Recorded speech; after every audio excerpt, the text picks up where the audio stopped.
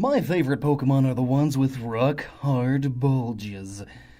Well, not really. Rock type's kind of lame. They're kind of hard to get into. So a while ago we looked at Steel-type Pokemon, answering the question, what type of metal specifically are each of the Steel-type Pokemon? Because not all of them are steel, obviously. And today we are going to do the same thing for the Rock-type Pokemon. What type of rock or mineral are each of the rock-type Pokemon? I'm sure with this video I'm either going to make my geology teacher smile or cringe. So, let's start by organizing the Pokemon by category, and begin with Pokemon that are solid living rocks. Because not all rock-type Pokemon are purely rock, clearly. So in this first category, we have Geodude, Graveler, Golem, Onix, Bonsly, Sudowoodo, Macargo, Corsola, Nosepass, Probopass, Arent, Larion, Aggron, Lunatone, Solrock, Regirock, Roggenrola, Boldore, Gigalith, Carbink, Deontay, Minior, and Nihilego. Let's start with the first rock Pokemon, Geodude, and its evolutions. These Pokemon are rather simple looking with a generic rocky exterior. On the surface it's hard to tell, but when we delve into its name, we can figure out more about this line. Geodude. Alright, so it's a dude, or at least masculine, but let's look at Geo. This could either mean Geo as in geology, the study of rocks, which would make sense because it's a rock, but Geo could also mean geode. Geodes are hollow rocks that form when a lava bubble hardens, trapping air inside of it. Over many years, different particles pass through the air bubble and leave minerals that build up, creating a crystalline structure. The outsides of geodes tend to be round, since they are rock bubbles after all, which fits this whole line's shape, round rocks. And Golem, the third evolution, is actually rumored to be hollow, since he's shown tucking his arms, legs, and head inside of its body. As for the Alolan variant of the Geodude line, we see that it has snazzy eyebrows and hair. Alolan Geodude is made of magnetic rocks that seem to attract iron sand fillings. Think like those old Woolly Willy toys at the Dollar Tree. Another small detail is that its hands contain a few less fingers, possibly due to the magnetism in the rocks not wanting to split as much. Graveler seems to be sporting this same hand configuration of losing fingers, almost gaining scoops for hands, with small brown dravite gems on the arms. Golem, then, is a taser. Yep, you heard it here, a taser face. But in fact, it seems to have a rail cannon on its back. See that black rock on the head between the magnetic monoliths? According to the Pokedex entries, it is known for shooting the rock, but also shooting any nearby Alolan Geodudes. And we can't ignore that nice beard. All of its extremities are tucked further into its body, with even less digits on each, suggesting that it is much more dense, possibly due to the magnetic forces consisting within its body. This chain is likely made of magnetite. No, not Magnemite, the Pokemon. Magnetite, a highly magnetic rock that is found abundantly in Hawaii, the place the Alola region is based on. This gray-brown mineral is quite magnetic, and it is helping scientists follow the drift of the Hawaiian hotspots and volcanic activity. Moving on now to Onix, the cool rock snake that can burrow at 50 miles an hour. That's pretty crazy, right? Well, what is this rock-hard beast? In some games, its dex entry states that as they age, they become hard as diamonds. But black.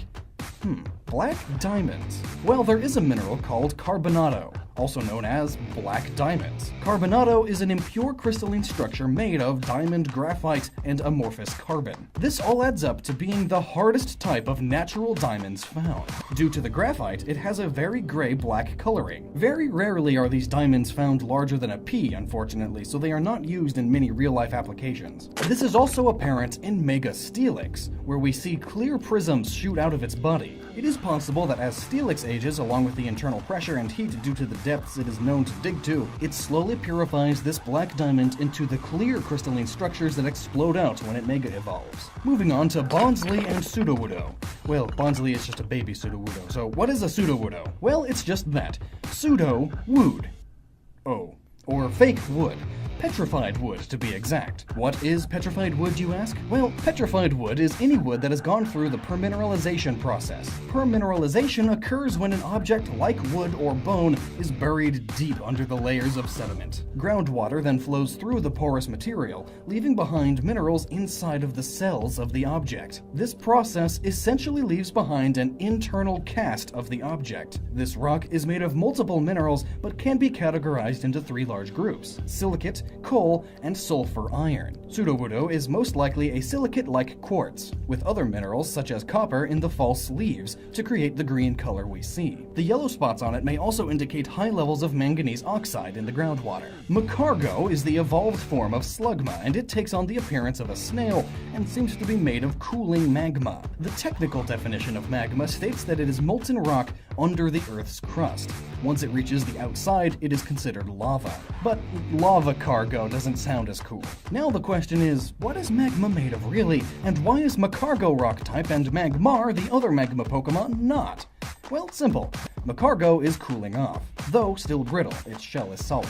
It may be igneous volcanic rock, a mixture of many different minerals, but mainly of the silicate variety. Now, coming from a 180,000 degree Fahrenheit Pokemon to one that lives in the ocean. Corsola is a coral-like Pokemon that lives in warm seas. This Pokemon is very weak to pollution and dirty water, but this Pokemon has been seen strong enough to build a city upon them. Due to the coloration and design of this Pokemon, it seems to be based off of the species of coral, Corallium rubrum, or red coral. But what type of rock is coral, you ask? Well, this species of coral is mostly made of calcium carbonate, a generic mineral that forms many rocks, most notably limestone. Nosepass is an odd little fellow that is most notable for always being able to point north. This Pokemon has a blue-gray hue and the odd ability of magnetism. This must mean he has at least some metal in him. His appearance is similar to that of an eastern island head. Some of these heads were made of volcanic rock with a large red crown being placed upon them. Nosepass and Probopass share this blue-gray hue and a large red stone accent. They are both most likely made of a volcanic rock with iron cores or internals, and you can find more info on Probopass's innards in the Steel-type video. Arent, Larion, and Aggron eat rocks and metals and use those minerals to form its steel shell. But what about all of those leftover minerals that they ingest that don't add up to steel? Well, they don't waste any of it. It is possible that they use those minerals to form the rest of their bodies. Arent is possibly made of the minerals found in sedimentary rock, as he eats mostly sedimentary rocks. Go figure. Lunatone is a small crescent moon-shaped Pokemon that levitates and is the counterpart to Solrock, a small sun-shaped rock. Both of these Pokemon were discovered near meteorite crash landings, so it is theorized that they are alien in nature. Unsurprisingly enough, there are two elements that were discovered on the moon and from meteorites. One called Pyrox ferroite. The name comes from Pyrox mangite, Greek for strange fire, and ferrite, a type of iron. Together, these are somewhat descriptive of Solrock, an extraterrestrial fiery rock. This mineral is also known for its high heat requirement to create synthetically. Then we have another element named Tranquilitite, named after the Mare Tranquillitatis, or Sea of Tranquility, the landing place of the first crewed mission to the moon. This rock is similar in color to Lunatone's gray, even giving off some red hues like that in Lunatone's eyes under transmitted light. Man, Pokemon lore designs are deep. Regirock is a large golem Pokemon that has a brown and orange color palette, giving off the idea that it is from a desert location, because it is. The Pokedex entry states that the rocks that make up Regirock are from a multitude of different locations.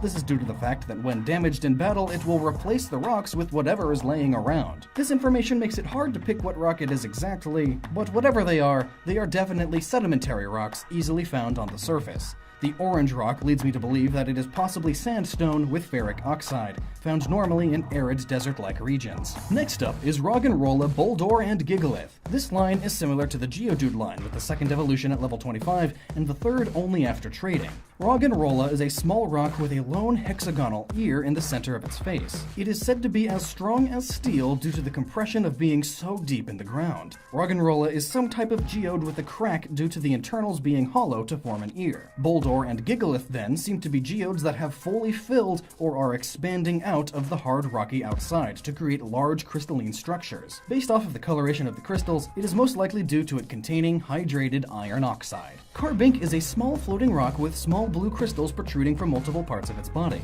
You can see a white collar that appears to be almost fluffy on it too. Carbink is based off of a mythological creature called the Carbuncle, which has gems protruding out of its head. The most logical rock that this Pokemon would be made of is a type of crystal that is growing out of some sort of sedimentary rock. The blue coloration leads me to believe that it has high amounts of tourmaline held in the quartz. It is also possible that it is sapphire, as these crystals are stated in the Pokedex to be jewels, and quartz isn't technically a jewel. Deontay is a very similar Pokemon to the previous Carbink, but they are not exactly related. I know, when it was first revealed, I also thought that it was an evolution of Carbink. In fact, in the anime, this Pokemon is almost like a princess princess or queen of the Carbinks. This Pokemon is a floating rock also, but it has more of an anthropomorphic body and much larger pinkish crystals that look similar to ears or hair, with a large gem with a brilliant round cut. You would think this princess-like Pokemon would have its gem in the princess cut, but no, it's just the generic round. That is a missed opportunity, Game Freak. Deontay and Mega Deontay sport a vibrant pink color and are said to be as hard as diamond. They also can make diamonds by pretty much just clapping their hands. Pokemon are crazy. It is possible that these Pokemon are made of diamonds with some sediment clinging to their bodies, specifically red or pink diamonds. This type of diamond is made when there are impurities not of minerals, but into its crystalline lattice, which is formed due to intense heat and pressure. This winds up refracting light incorrectly and gives off a red hue. With the hue saturation and tone of this magnitude, it's safe to say that these are beyond even the most rare diamond, the Pink Star Diamond. So, nice. This diamond actually has a name, and Deontay is even rarer. I guess it's a legendary for a reason. Speaking of floating rocks, up next is Minior, another meteor Pokemon. This Pokemon is pretty cute. Its core changes color based off of what it eats while it's up in the ozone layer. Apparently, once it eats enough space dust, it creates its shell with the material and falls to Earth. So what is up there to eat for this little guy? Well, surprisingly a lot. These particles that spread in the upper stratosphere are called atmospheric aerosols by NASA. There are many things that are up in our atmosphere, but there are 3 that actually affect our climate: volcanic aerosols, desert aerosols, and man-made aerosols. It is possible that each color of Minior corresponds to a different aerosol, or possibly it's based on what percentage of each it eats. And finally, for this category, we come to Nihilego, an ultra beast that I frequently mispronounce the name to. This beast looks similar to a jellyfish that is translucent. It doesn't look like it at first, but after you hit it, you find out that it's made of a rock. Like, what? That's not intuitive at all. I kept hitting it with electricity because it looks like a water type, right? Anyway, this Pokemon could be rock type, as glass is technically a silicate-based rock. Even the official Pokemon site states that this Ultra Beast is made of a glass-like substance. Flexible glass isn't even that big of a sci-fi topic, as we currently have bendable glass. Although human-made bendable glass needs to be in a straight, flat sheet, and not shaped like a jellyfish, but it's a start. Good job, humans. It's not that far of a stretch to say that this Ultra Beast is made of a flexible glass or crystal, as it is from Ultra Space, another universe, another dimension that may not necessarily follow our same laws of physics. So, you know, it's an alien, it's easy. And that takes care of a lot of Pokemon, but let's go ahead and move on to the next category. Pokemon that have rock parts that may or may not be a part of them. In this category, we have Rhyhorn, Rhydon, Rhyperior, Shuckle, Larvitar, Pupitar, Tyranitar, Relicanth, Dwebble, Crustle, Binacle, Barbaracle, Rockruff, Lycanroc, and Terracon. Rhyhorn, Rhydon, and Rhyperior are all rather large rhino-like Pokemon with immense strength and durability. These Pokemon aren't necessarily made of rock, but have rock-like toughness. Perhaps a sort of rock armor or rock exoskeleton. We do see that Rhyperior does have what seems to be armor made of orange stones. This is actually the item that is used to evolve Rhyhorn into Rhyperior, a protector. But what kind of rock is this? Well, surprisingly enough, it's possibly made of sapphire. I know, right, the blue one. Well, they aren't necessarily blue. You see, ruby and sapphire are the same type of gem, just different colors. A ruby is just a red sapphire, and these gems can in fact be orange. Most other colors of this gem fall under the name corundum, and this mineral is very hard, being only second to diamonds. But we also can't forget that it may be based off of rhyolite, due to the name being so similar and the coloration, though this mineral lacks the strength that is associated with Rhyperior. Shuckle is a sweet juice Pokemon, or at least a Pokemon that is known for making some super sweet juice from berries and its own personal juices. Ew.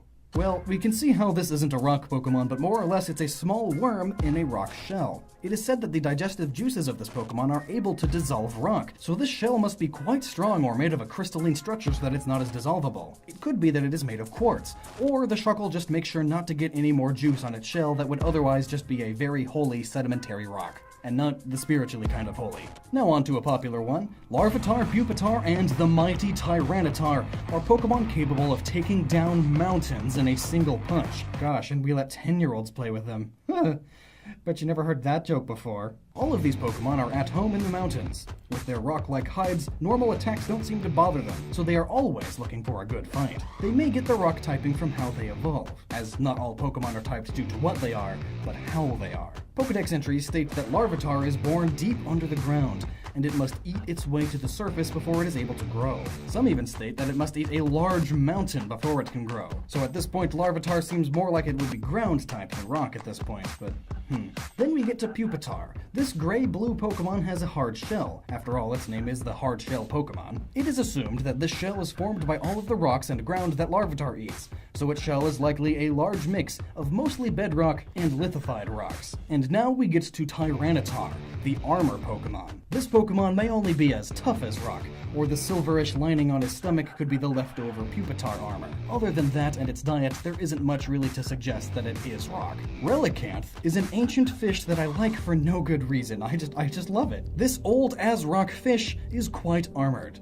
bearing a large rock-like faceplate that defends it from any would-be attackers. And it has craggy rock-like scales that allow it to survive in the deep ocean for hundreds of millions of years. It is almost like a living fossil at this point, and we all know what fossils are made of: rock. This fish is most likely not made of actual rock, but is hard as rock. They took living fossil, literally in this case, and made it rock type. Dwebble and Crustle are a cute crab duo that can be commonly found in the desert. Dwebble is a small hermit crab that likes to hide in small rocks. It uses a solvent to ease the carving of the rock it chooses to live in. The rock it chooses are most likely surface sedimentary rocks. Crustals, then, are much larger hermit crabs, and they have visible stratum on their shell. Stratum are basically the visible changes between layers of soil or sediment. So Crustal literally has a block of the Earth's crust on its back. Binacle and Barbaracle are barnacle-like creatures. Barnacles are small cryptids that swim freely until they find a suitable rock that they then attach themselves to with a cement-like secretion from their bodies. Once attached,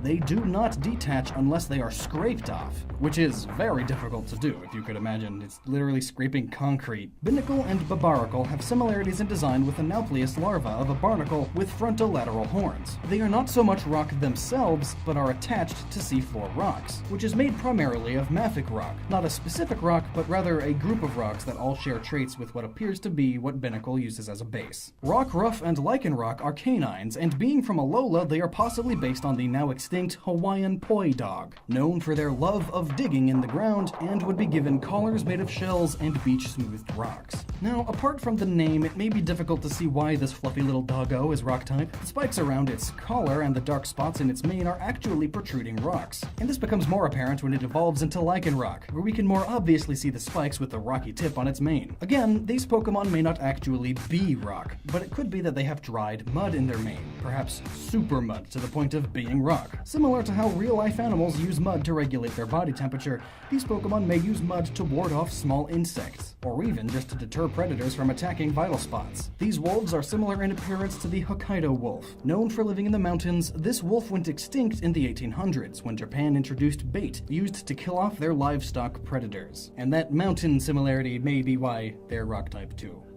Who knows? It's a little loose with this one. Terrakion, one of the Swords of Justice, is the largest and most stout of the four swords. This group of Pokemon are based off of the Three Musketeers, which actually had a fourth member, and Terrakion would then represent Porthos, the largest and strongest of the three. Likewise, Terrakion is the largest in weight, coming in at 573.2 pounds. This Pokemon is most likely not made of rock, but is as sturdy as rock. Possibly, it is made somewhat of terracotta, based off of its name Terrakion, like those terracotta warriors. And that does it for Pokemon that have rock-like properties. And now we get to another interesting category, the fossil Pokemon. These are creatures born of science from ancient beings not found in the wild anymore.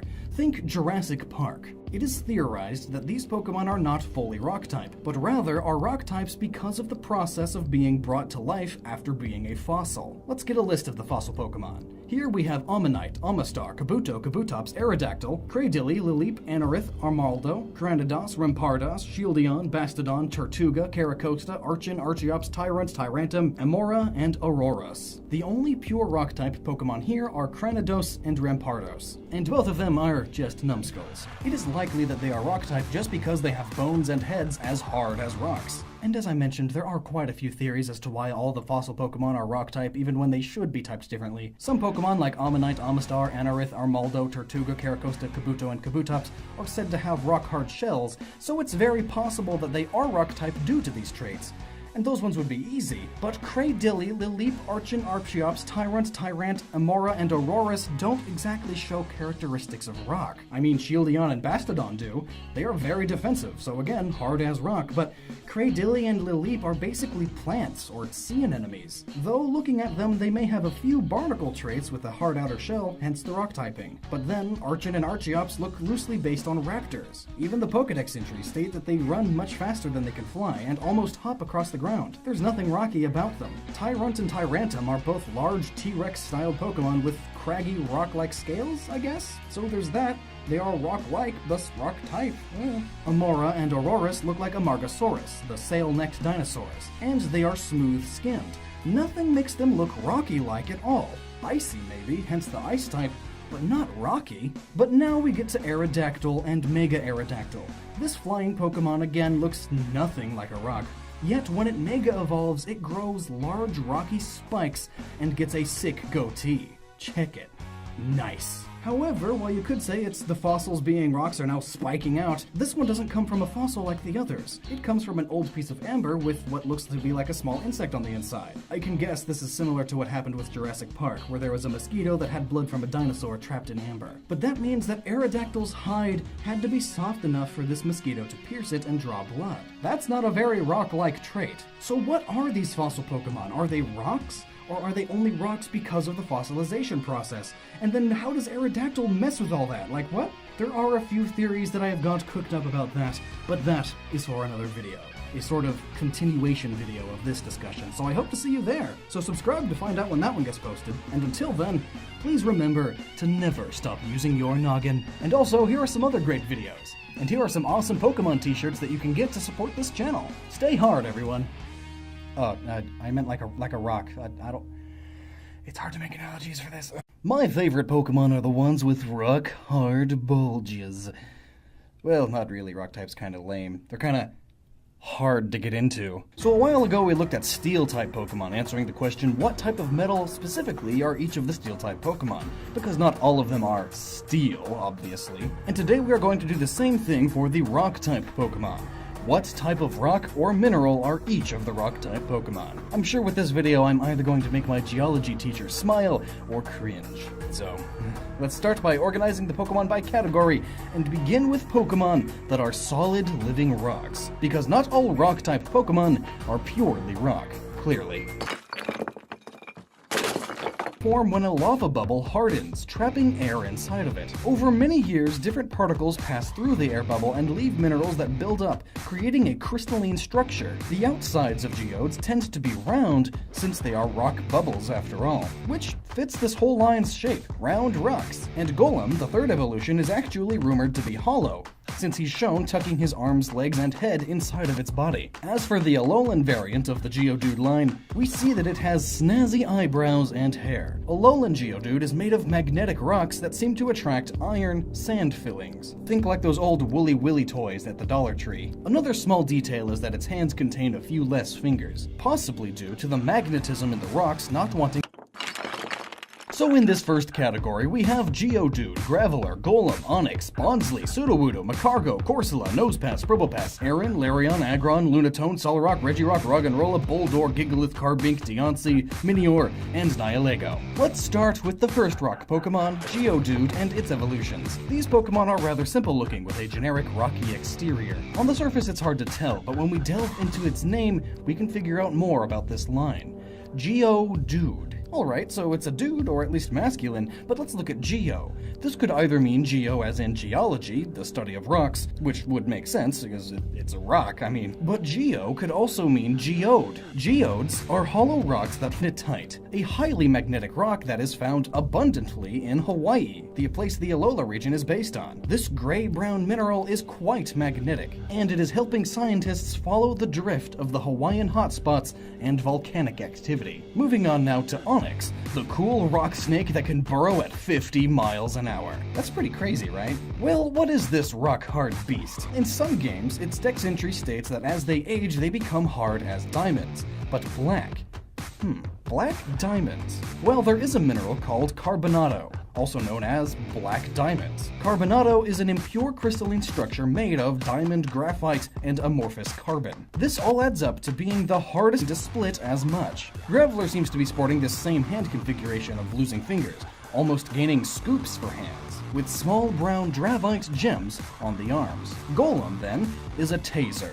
Yep, you heard it here, a taser face. But in fact, it seems to have a rail cannon on its back. See that black rock on the head between the magnetic monoliths? According to the Pokedex entries, it is known for shooting the rock, but also shooting any nearby Alolan Geodudes. And we can't ignore that nice beard. All of its extremities are tucked further into its body, with even less digits on each, suggesting that it is much more dense, possibly due to the magnetic forces consisting within its body. This chain is likely made of magnetite. No, not Magnemite, the Pokemon.